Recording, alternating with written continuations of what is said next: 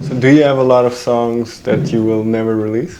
Yeah, I mean, for Another River, the album that came out in October, we probably wrote just around 100 songs, just under 100 songs.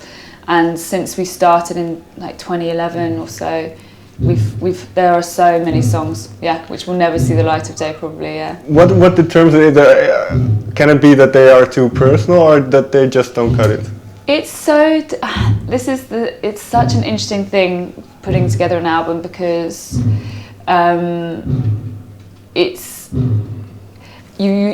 for us, we want to create a body of music. It's like a cohesive body of songs. It's like it takes the listener on a journey.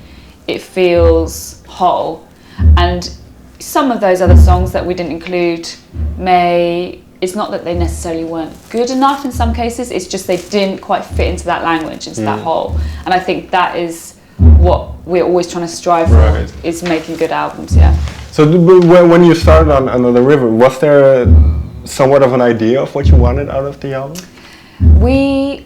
It's interesting because we wanted, where Bob and I were at personally, we were in this place where we were like, okay, we're doing what we're doing, but we really want to take things to the next level, if you like. And we felt this kind of drive and this pressure in a way to make something that we were really, really proud of and work really, really hard for that. Because I think we'd always worked really hard, but I think we knew that we could dig a bit deeper. And I think that was the intention. And I think I really spent a lot of time thinking about it. And I said to myself, I think for me, as a lyricist, to write the best record, I've got to be really, really open. I've got to be not afraid to be honest, and not afraid to just give people what I'm going through. And in turn, what I hoped with that is that they would get something from it. They could relate to it. And I think that was so important for us. And I think Bob as well realised that intention with me, and in his production, he gave it kind of a lot of space. There's a kind of minimalism with his production for this. And and then I think the first song we wrote was, one of the first was Motionless, actually, when we were like, okay, there's a mood here, there's a vibe which we feel could be a really good starting point, And was it difficult to because you say you've always been you've always shared your emotions in your songwriting, but to completely open up and be vulnerable, was it difficult?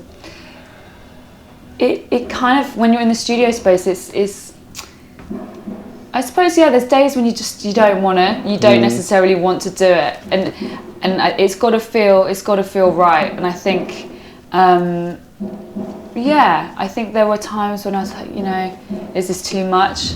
But there were a few artists who I was so inspired by through the writing of the album that made me realise, no, these artists, they are the ones that are shaping my life right now. They're so important to me. And I want to try and replicate that honesty. It was Sampha and a guy called Loyle Carner. I don't know if you've heard of either of those. I've spoken to him yesterday or the day before. Oh, really? Because did he play here as well? In a different venue, but... So he's amazing. I mean, obviously you've spoken to him, so I'm very jealous. But his music, for me, again, it was very much about family, the weaving in and out of family. And that was something that's always thematically been really important to me as well. And just, his heart is on a plate. You get that sort of, that openness and vulnerability in his lyrics. And Sampha, equally, just the soul. Obviously, he's got a gift of an incredible soul voice. So those two artists, I think in particular, made me go, just be brave. What was the toughest song to get through? Another River, actually, the title track. Yeah, because it's so personal. And sometimes I actually feel almost quite tearful when I'm singing it. Right. Yeah, I feel sometimes tearful just even because it's just one of the it just went straight through. Yeah, straight to the root of a lot of So you revisit that emotion kind of when you're on stage. Yeah, and it's a balance because when you're on stage you want to give a great performance, you want to be the best you can be, but you don't want to tip the balance where you get too lost in it. So you've got to keep yourself steady and strong and. Yeah, so it's always kind of finding that balance, And then is that then the reason why it became the title track? I think so. I think, yeah, and I think also just what it kind of symbolised and the visuals behind it as well. Me and Bob really love nature, and we are such kind of earth nature lovers, and it's always been a very important thing alongside the music to represent and celebrate nature as well. And so there's that side of it, and there's also with Another River, it just represents a journey. And I feel like Bob and I have been on such a journey together. So there was symbolically, it just felt right, yeah. And then you mentioned this journey, and then I won't go too deep into this, but first album Oasis, but before that, I believe you were signed to Parlophone, but Polydor, Polydor, so sorry. in the very early days, yeah. And that didn't work out. So was that, especially when you're kind of starting out in the business, was that a tough blow? Yeah, definitely, because I think when you start out, often you're quite young, so we were sort of in our early 20s, like 21, 22, and you have such big dreams. I mean, my dreams now are still big, but you learn so much and things become real. You learn to accept reality as you get older. I think when you're that age, well, for me personally, I just, the dreams were so big that when you sign a major deal, just because of the nostalgia behind it as well, it's like a gateway into your dreams.